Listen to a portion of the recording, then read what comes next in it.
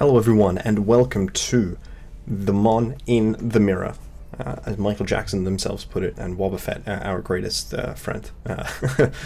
This is something where I am just forgetting the entire English language.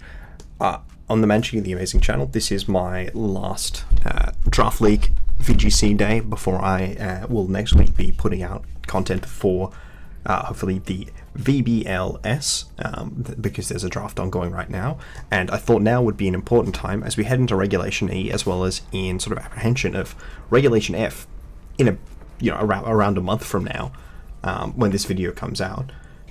It would be an interesting time to reflect on the draft that I've played so far. So that is Regulations A, C, and D. I never did a Regulation B league.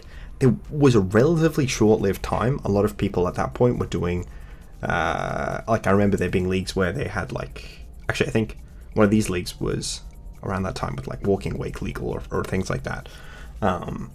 But yeah, I thought it'd be interesting to think about how the format has changed very wildly, certainly more wildly than between the first couple of regulations or series back in Generation 8, when they were just sort of unleashing new sets of Dynamax Gigantamax Pokemon. Obviously, there were some of them that were very impactful, and like Snorlax dying was a big thing, and Gigantamax Butterfree and whatever. But then when Cold came out, that was really big. When Charizard became more accessible, that was really big. Just sort of the main things, the main takeaways I had. So I looked at, I've brought together my teams from these leagues, and I want to think about how I did in them, and how they have informed me going into the next regulations, and sort of what I can anticipate the major shakeups to be in the next regulations, especially because Regulation E is a much, much higher power level even than Regulation D, because Regulation D added in a lot of very strong Pokemon, but Regulation E adds in not only a number of incredibly strong Pokemon, Ogerpon, Sinistcha, and a few others, but it also adds in a lot of really good mid-tier Pokemon, Florges being a Pokemon that comes immediately to mind, Ninetales being another one, and then obviously you get the previous one, which added in all of the legendaries, as well as the Pokemon from Pokemon Legends Arceus, who I actually still have not played that game, so certainly is a big thing. But the other big thing it has added is a wide range of very powerful TMs. So a lot of Pokemon getting access to Knockoff is really big, and then a number of water types getting a more consistent stab move, and Scald is quite impactful as well. I know there were a number of new TMs as well. Obviously Tealmusk is a TM itself.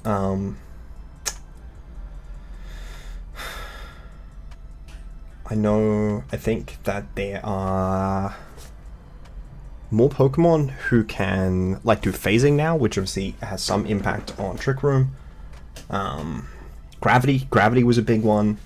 Knockoff. Vacuum Wave, I think, has also come on a lot of random Pokemon have access to Vacuum Wave. High Horsepower, a lot of Pokemon now have more consistent ground-type attacks. Grassy Glide is gigantic, as well as Burning Jealousy, Flip Turn. I think a few Mons have gotten Dueling Beat, they're not super many. Weather Ball. Certainly a number of things. Poltergeist as well. Big, very important Ghost-type move.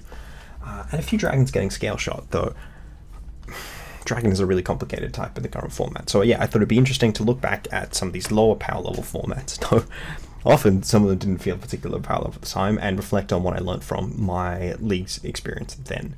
And I had some other leagues that kind of were adjacent to this. So I had this BFR Island Tour, which is where I used a very wide array of Pokemon that were legal in Regulation A, and that gave me certainly a decent bit of experience. But it's hard for me to comment too in depth on them. Besides, Dontozo Tatsugiri felt incredibly oppressive, and I think it's really not until Knockoff has come out now that it feels less oppressive, though obviously its power level's gone higher. The degree to which it's able to disrupt entire teams has sort of gone down. So the Mon in the Mirror, looking at VGC Regulation A. I did 3 main leagues as well as the BFR thing, and that didn't happen. I wish this didn't happen. Okay, didn't happen. VGC Regulation A. I was in the Wigglytuff Battle Guild, the World Pokemon Federation, and the VGC Battle League S. Oh yeah, I've seen that other weird BFR thing as well. BFR is an interesting league. So yes, WBG. I had an absolutely incredible season. I went 8-1, and then there was only one person in playoffs who I wasn't playing, and I couldn't play them until Ultimate Finals, and I think I had some other stuff going on at work at the time. It was quite busy at work at my previous role, very consistently, but in different ways to how my current job is busy. And yeah, I went 8-1, but I wound up opting not to play through playoffs. This team was originally intended to be Meowscarada, Scarlet, Quaquaval, and I figured that Dragonite was a good support piece for that. So Meowscarada and Scarlet went on the team, and then I wound up with Aquatorus instead of Quaquaval, because I think it went before I picked up Klefki. Phenomenal team, honestly. Vaporeon was a great addition to this team. Gothitelle came to every single game. No other Pokemon came to every single game. Electros was ungodly. The number of things that you can do with Electros is insane. Just not having any weaknesses and having access to such a good move pool is really good. I think this was a format where, because it was, all of these formats were newer to the Terastal phenomenon for me and my draft experience, I really got the sense of how powerful having a strong coverage move that you could turn into a stab move was, and just using that as you would have effectively have a Pokemon that had 3 stab moves. Although in the case of Dragonite, it doesn't necessarily actually have the flying stab, but it did some really, really consistent, really, really powerful things, and very, I had sort of a Disquake comp, for example, with a Scarf, Electros, and a Banded Dragonite, and my opponent had Salamence, which had Covert Cloak, so it couldn't be discharge paralyzed, and I still beat it anyways, even though it was immune to Earthquake and was taking neutral damage from the discharge. Eel was just able to muscle through it anyways because of extra damage boost. Because of that thing, while also threatening all of the partner Pokemon, and Dragonite was able to take hits pretty well through with Terra Ground, and then Skeledirge clutched a few late games. Clodsire and Skeledirge were really interesting Trick Room options because both Klefki and Gothitelle are really good Trick Room setters. I think I did set it with Meowscarada once. I never did Flower Trick Anger Point with Tauros. I just didn't feel like I had the opportunity to, but that would have been cool. Obviously, it's harder to do with the Water Tauros than the Fire one. But I found having some low-tier tech options that I brought sometimes, which were Persian, Skiploom, and Klefki, because I barely bought Klefki. Klefki in this first format felt god-awful, because every single game I would play against an opposing Dark-type Prankster Pokemon who could Prankster Taunt me before I could do anything. So then it's okay, am I running Covert Cloak, am I running Mental Herb, am I running Light Clay? But yeah, that was pretty awkward. But yes, having Pokemon that are able to be incredibly strong turn 1 was amazing. The other thing that I really found valuable in this one was having Pokemon that are able to be incredibly strong in sort of turn 3-4, right? Because you got a few types of mons. You have really strong turn 1 Pokemon who can bust out, try and get Urkos, or do 80% to one of the Pokemon and then 40% to its partner in the same move. And that's certainly what Dragonite is capable of being. That's what Eel was. That's what had a Specs Vaporeon on occasion was. But then also having a turn 3 sort of Pokemon, where you have the ability to sort of set up, stabilize, beat back what your opponent is trying to do, and then clear out games is really good.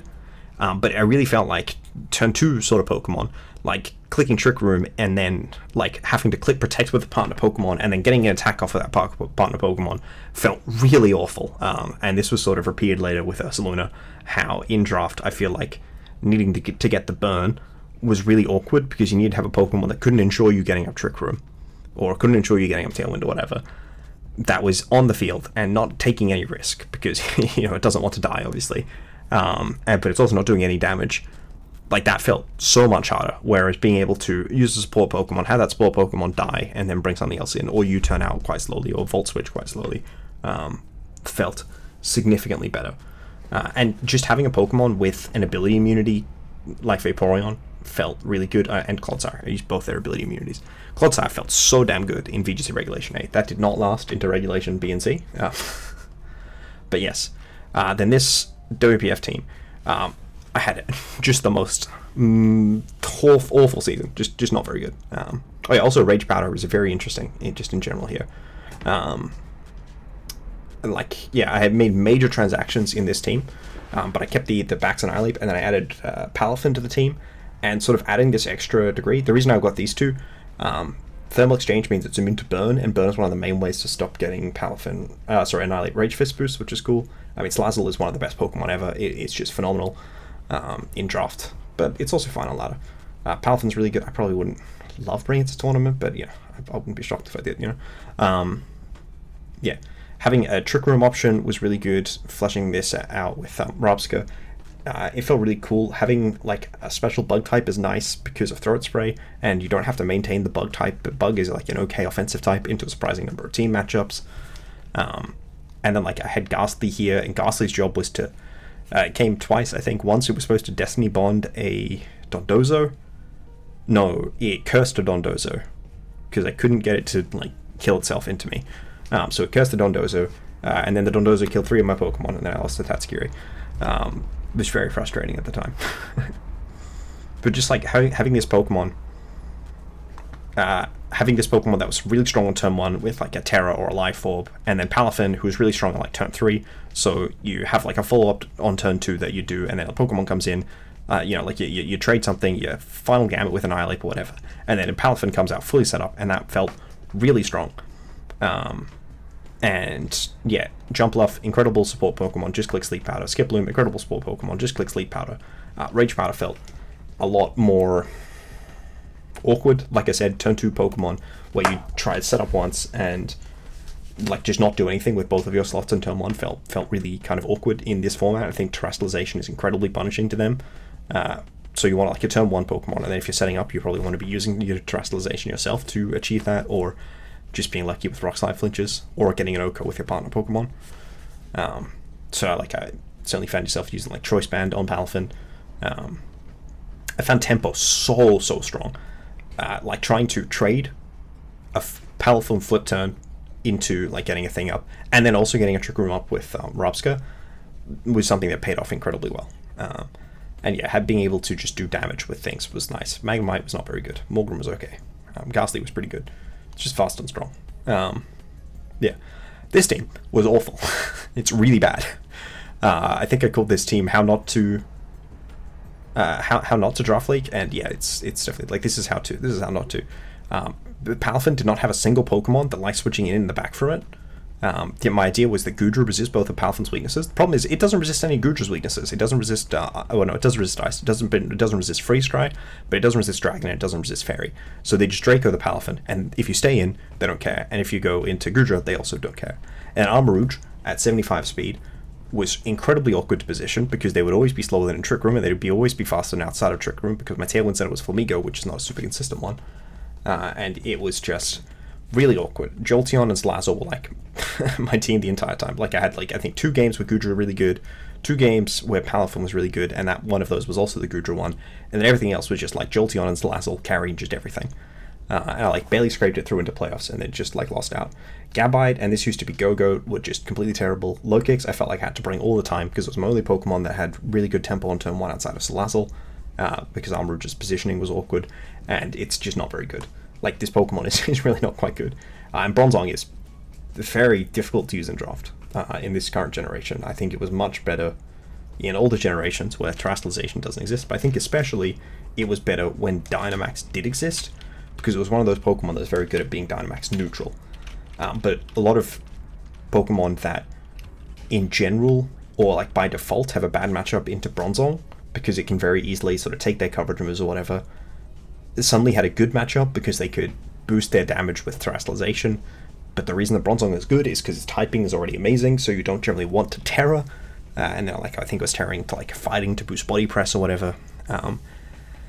It was awkward. It was difficult. It had so many moves that were really important. Gyro Balls just feels really bad this current gen. A lot of sort of issues stemming out of this team. But Salazzle was able to carry it. Jolteon was able to do a lot. And I think that was kind of a sign of things to come. This 130 base speed Mon being such a significant part of a team that otherwise is, full of like otherwise good Pokemon. But sort of my thing here is turn 1 really good, turn 3 really good, turn 2 feels so difficult.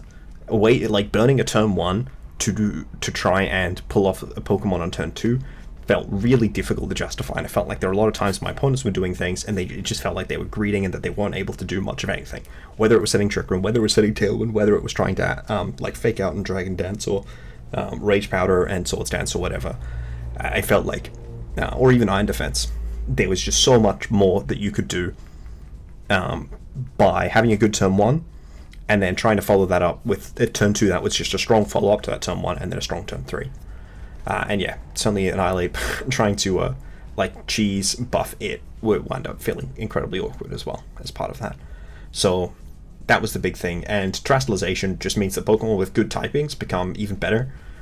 Being able to, if you already have a wide range of resistances, even if they're not necessarily to premium types, being able to Terra into a type that resists, that adds a bunch of resistances you're previously neutral to or weak to, also feels really premium.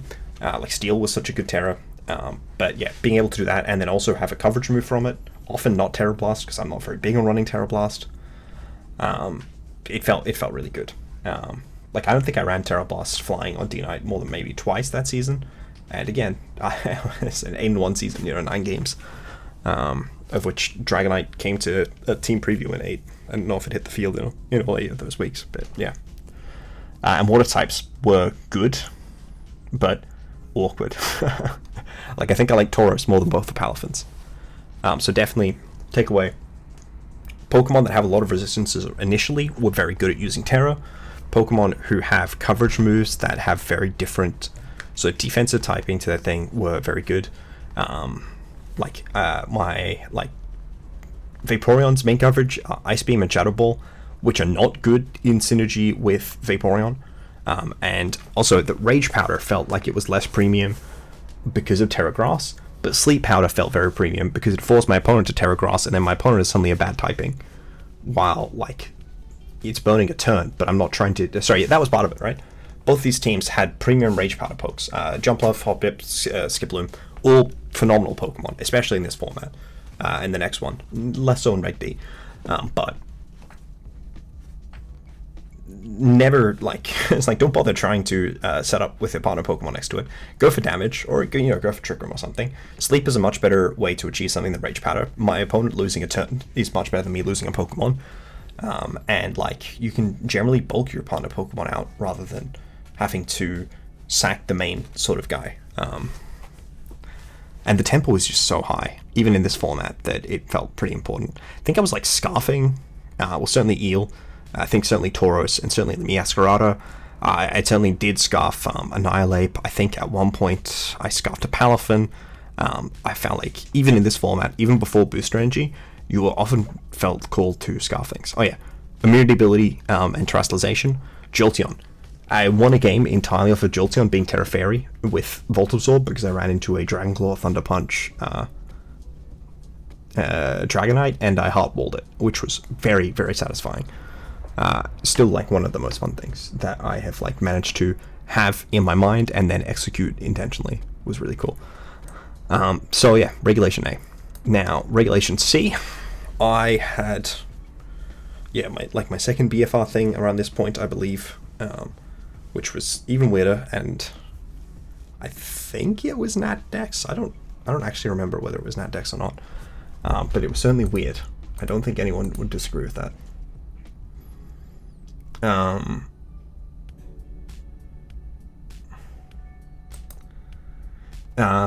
Yeah. So we have this one. Something I've this format was just like, okay, if you have a premium offensive typing, you should do everything you can to support that premium offensive typing, because the speed of games from Booster Energy was insane.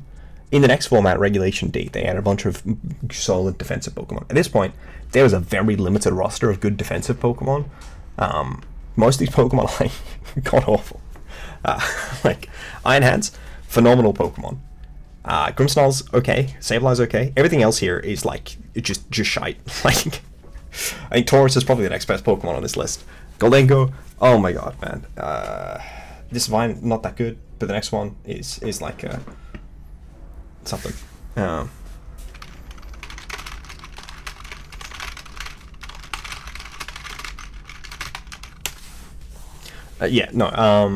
Goldengo, Goldengo. It is so awkward to position, so awkward to execute. Like, your opponent just has a Terra, and then, oh my gosh, this thing where you're like, okay, my stabs are good, and then I need one coverage move. Oh, I actually need 50 coverage moves. Like, Goldengo has so many premium moves, it was so awkward to position. And then, same thing with Orthworm. Like, Orthworm, god-awful Pokemon. None of the things that it does were good. If I wanted to click Body Press, I had Iron Hands. It's a much better Body Press Pokemon. It is so ungodly good as a Pokemon. And then I've got, like, Garganacl, who is a better Earthquake user. Just everything.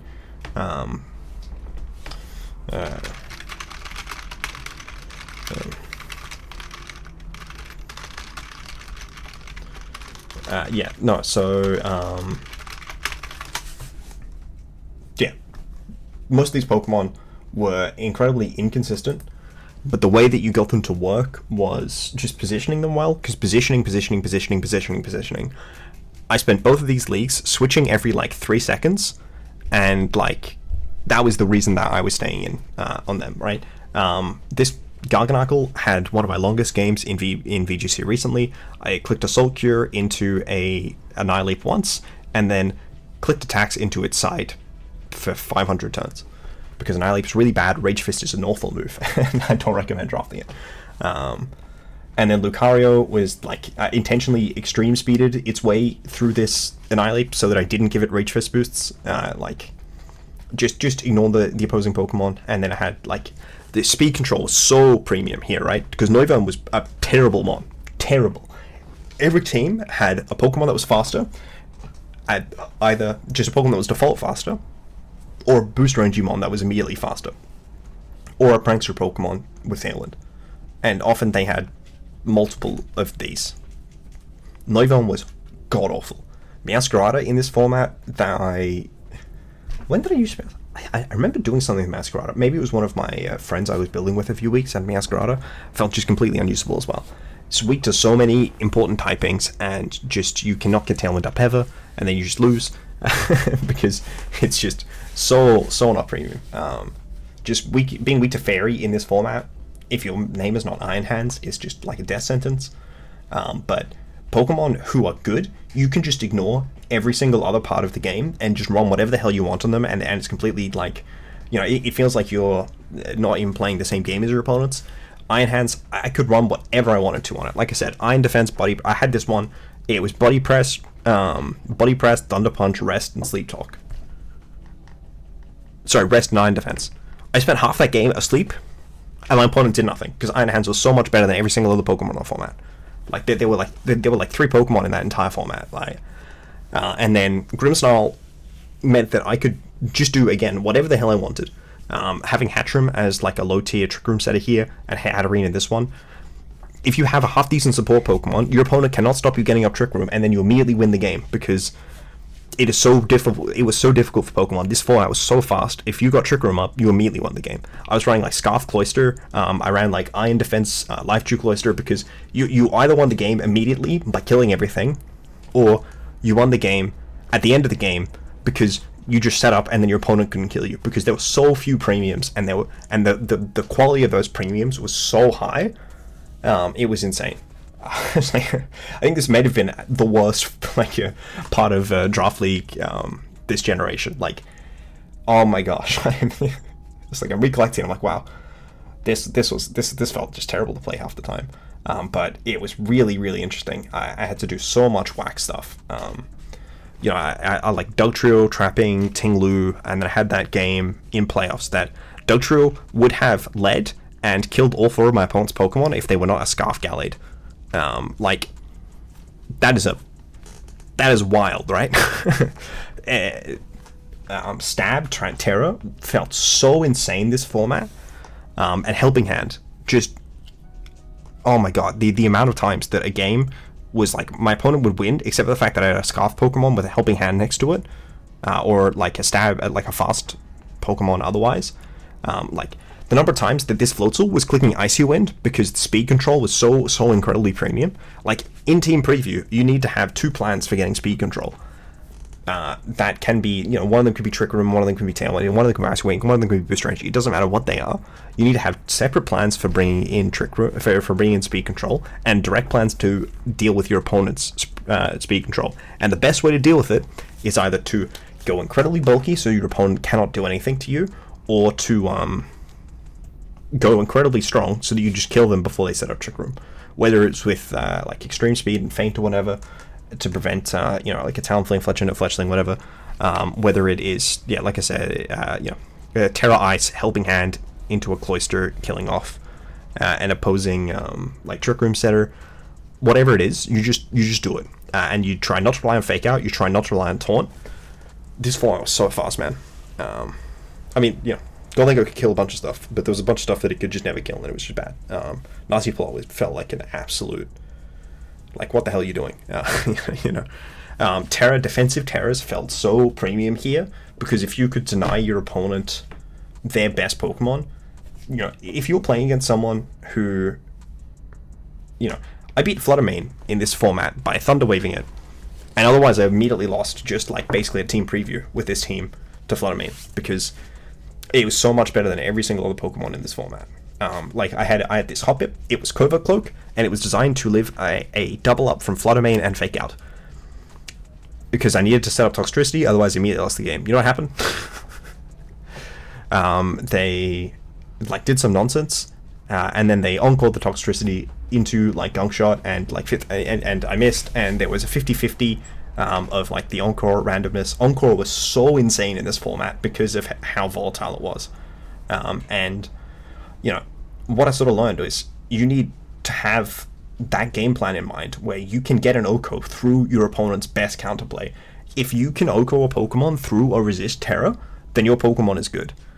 If you can deal with a Pokemon through like a super effective stab, Terra boosted, Helping Hand boosted move, then your Pokemon is good. If you can't, then your Pokemon needs to have an incredibly specific role that they fulfill. Otherwise, you shouldn't be like including them. The number of times I would have like 4 Pokemon on a team, I'd be like, wow, I have already used every single Pokemon that has any utility this game in this format, was just so much. And then the other 2 Pokemon, which is going to be a thing.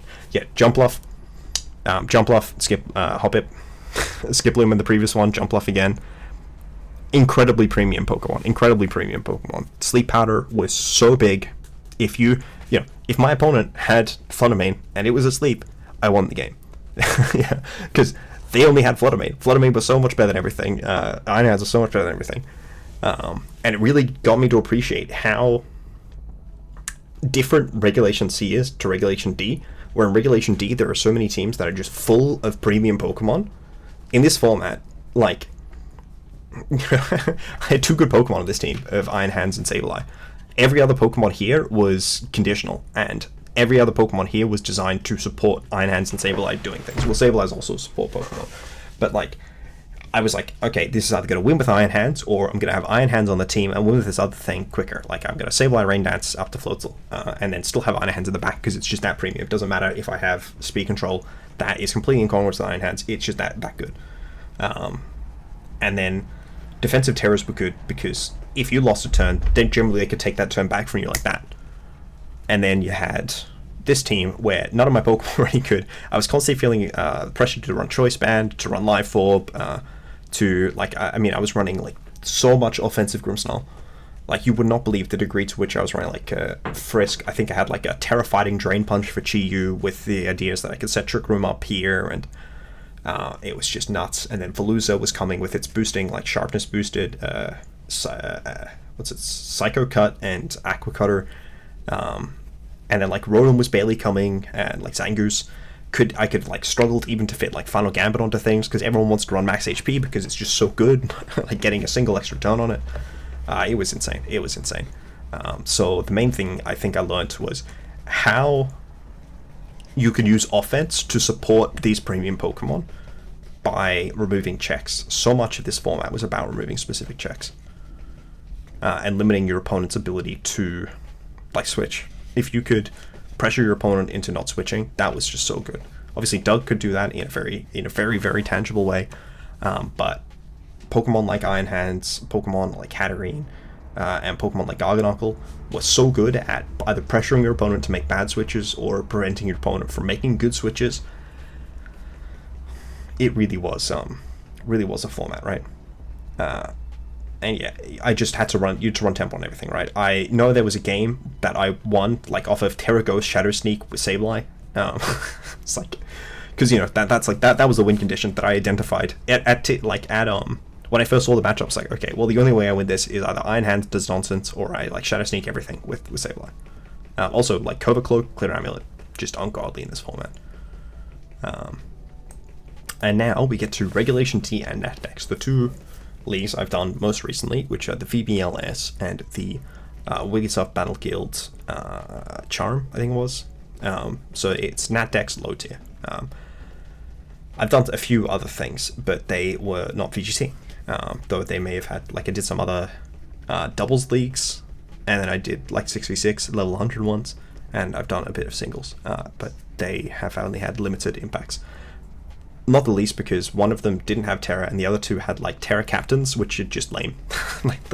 they're like, what if I just deleted all of the fun from playing Generation 9 and we were just playing Generation 8 again? But yeah. Typing synergy is not as important as having Pokemon that do things. Obviously, I missed a lot of Stone Axes. I missed a lot of Strange Teams. Rainiclus didn't feel that good. Fearow, like, all my two speed control Pokemon, I picked Fearow up towards the end of the season. Fearow was ungodly. Like, that Pokemon was so good. It doesn't make any sense to me why Fearow was this good, like, with just, like, Tailwind, like, Drill Peck, and Drill Run. It was just the best thing ever. Berserker, super premium mon. Like Weezing with like a Life Orb or something. This just like 3 attacks, Sludge Bomb, Strange Steam, Flamethrower, or like sub, Strange Steam, Flamethrower, Thunderbolt, whatever. Just felt it was so oppressive for opponents. Yeah, having a Fairy type with then like a good supportive stab to and then like coverage deal with opponents felt so good in low tier. And you could like put like the Terrifier, like I said, to have like 3 stabs. 3 stabs are super strong. This league, I did the not repeating items thing. Slazzle, incredibly premium mon. Like that mon, it was just everywhere. I made transactions, picked up Mimikyu late into the season. It was just the best thing ever. Tauros was fine as well. I think I made some other transactions. These 2 Rotoms could not have been more different. This Rotom was coming like all the time, and it was just everywhere. But the power level and Regulation D, everyone had like, I mean, somehow I managed to draft this team with 2 premium mons, which were Slazzle and Iron Jugglers. that was awkward. I don't think I started with Iron Jugulus, right? I think I dropped something for it. I don't remember what I originally had in this. Oh, an Amorous. Oh my god, that mod is awful. But yeah, they basically only added premiums in this DLC. Like, let me pull up the thing. I had these open up earlier, and I did the very bright thing of closing them. Okay, yeah, here we are. So they added. No, that's that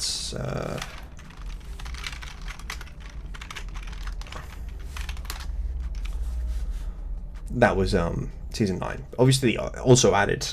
Sorry, C added also basically just premiums, right? There were like 3 bad Pokemon added by regulation B and C, being Slitherwing, Iron Thorns, and the other one. What's it called?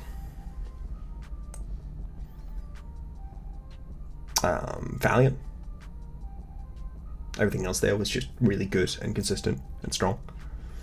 So now, yes, this one, yeah, added like Torn, Ursaluna, 2 Urshifu's, Cresselia, Giga Premium on, Thundurus, Giga Premium on. Okay, actually the top, Lando, incredibly premium on, Torn. And then like just a bunch of mid tiers that were also really strong. Mons like Moltres, for example, or like his Sweet Typhlosion were really good. And then there were some really good defensively typed Pokemon that really got to stand out, right? Like I got to use both these Salazzle and the Tauros here defensively, just like switching, taking advantage of the fact that your opponent's offensive types are more telegraphed than ever. So having some checks to it was really good. But like Gastron just feels terrible to use because everyone would just have Terragrass. Which is what it is. Obviously, it was partly what it was because of my build restriction of not being able to run more Rindo Berries or whatever. And partly because Gastrodon is just a slow Pokemon in terms of game speed, and the game speed's not very...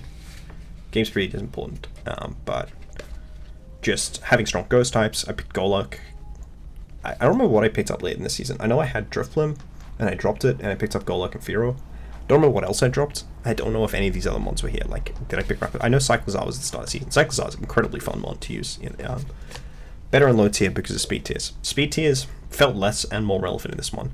Tailwind often felt more impactful than Booster Energy because the format in general was more able to sustain taking hits from like boostered mons because it was just so much bulkier.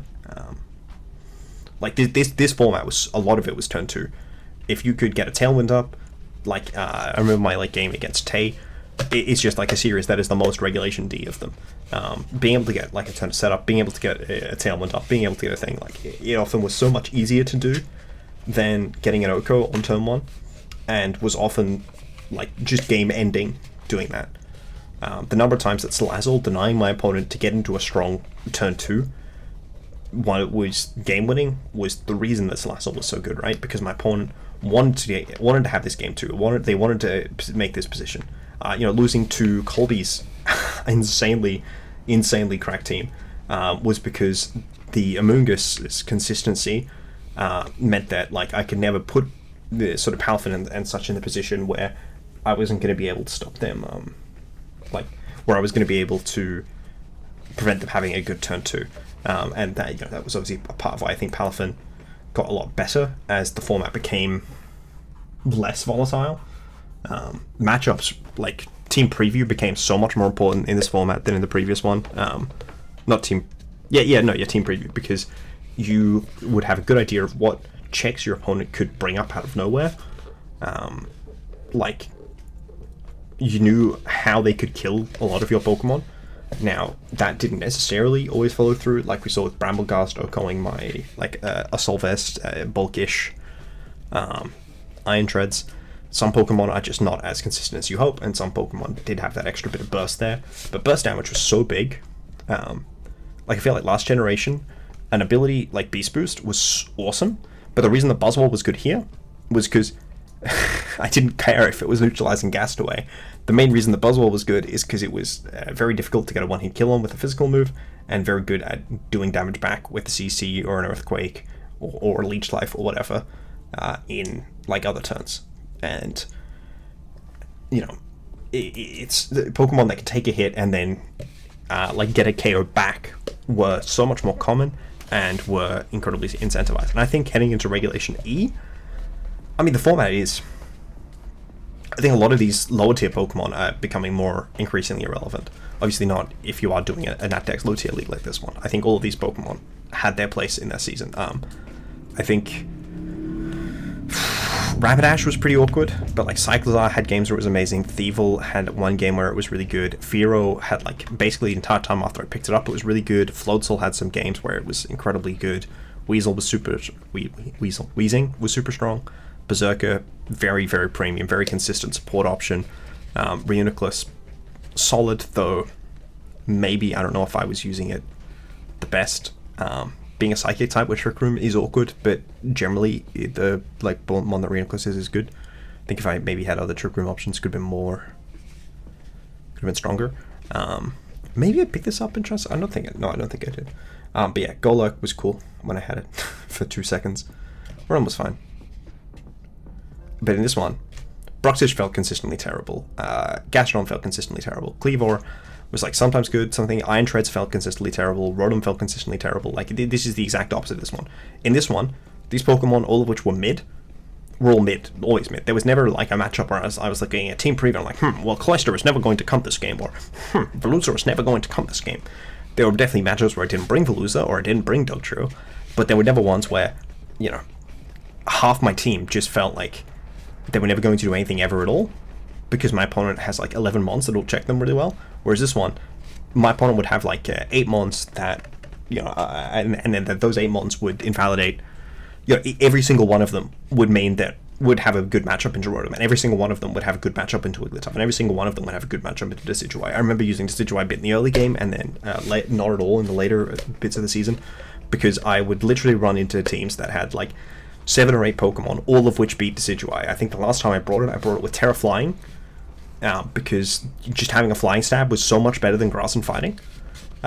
Like, it was just completely useless throughout the back of that season. And that's just sort of how it wound up being. So I definitely think heading into Regulation E, getting premium mons is so important. Like, as you guys saw in the mock draft I did with Sync, the power of premium mons and the amount of premium mons that there are mean that you're often spending a lot of your budget, but like the difference between having a Duat in 1 and then having a much better Pokemon in in like say Golduck in 7. Why am I spending 7 points on a Golduck when I could be sending 1 of those points on a Duat and 6 of those points getting like a Brute Bonnet? Like, it is just so big, the difference between like a top tier, and so much smaller the difference between a bottom tier and a mid tier. Like, mid tiers feel so much worse in Regulation D, and I imagine they will feel even worse in Regulation E. But in that decks, when you're doing low tier, they feel okay. And I think that, this is a really relatively recent phenomenon. I didn't find this true at all last generation. And, as we were exploring in Regulation A, here I had, like, 2 premium mons in, like, D-Knight, Skeleturge. Meow's good, Taurus is good, Eel is good, Goth was really consistent. But Goth just meant that my opponent wasn't able to use their premiums. Like, the threshold for premium got so much higher in Regulation C, and the amount of premiums got so much higher in Regulation D, and then higher again in Regulation E. Like, adding a bunch of bad Pokemon, but like they added some mid tiers that are super premium for like that mid tier level, right? Like Florges is like a great example for that. Like, there are just so many like decent fairies in them. Why would I ever use Darkspawn? Like, I'm gonna use Florges or I'm gonna use Floette. It is really striking how a lot of this format has changed, and I think that is also sort of played out, as you guys would have seen in A to Z, where the types of Pokemon that perform are often Pokemon that have a very clear and consistent role. Or I need to like use a million support Pokemon that are much better and they still don't do that much. And some of that speaks to sort of the structure of teams that I am trying to build, but a lot of it I think speaks to just the type of Pokemon that they are adding, making this format just incredibly consistent and just incredibly wide. There's so many Pokemon that you can use, but those Pokemon are just everywhere. Like, there's so many Pokemon. There's so many Pokemon and they're so good that a lot of the extra Pokemon just kind of wind up being like the chaff. Like, they added so many new Pokemon in this DLC, and then like, when are you ever going to use Dipplin outside of being a Poketuber? When like there's a million other grass types, they have Grassy Clyde, Thwacky, and Grookey. Grookey is good. Priority was a big one in this one. Priority was like really interesting because of how important speed control was. Having really strong sucker punches on Golingo, occasionally Aqua Jet on Tauros and Veluza, and extreme speed and bullet punch, vacuum wave, ice shard. I mean, I lost a game off of not having ice shard on Cloyster. That would have won if I'd run it instead of Shell Smash. Shell Smash sucked. This format did not like turn 2s. This format, I think Shell Smash is much better. Like Regulation D. Regulation E is probably much better again, especially with a million fellow me mods. And then like Reg A, I thought it was so oppressive playing against Bruxish, Serena, and Farigiraf. Like, it felt like there was nothing you could do when you saw them on the other team. And I'm like, wow, how my opinion has changed throughout the massive increase in power level. Priority was picking off much less premium mods, and it was also coming off mods that are much less premium. So it's really interesting how that changed. Like, I was not running Jet Punch a lot on either of these Palafins, unless I was like a choice band set that was like, okay, I will have a wave crashed or flip turned my way through, and now I shall win with Jet Punch. and then like I have run into a bunch of Palafins that just eschew having a wave crash or even like a liquidation and just only have Jet Punch, and that is definitely different. But I also think I'm drafting, like, I think I'm accidentally drafting worse teams because I'm not understanding how the format has changed. So I'm hoping with this reflection, despite the fact that I've already drafted basically all my points in Regulation E, I'm hoping that this can sort of be a good reflection to inform how I am drafting in future. My next like draft-based video, VGC draft-based video should be coming up, and it should be about my team that I've drafted in VBLS Season 11. Hoping to, maybe this will be it's not going to be the season. It's going to be a different format, but I'll go over that there.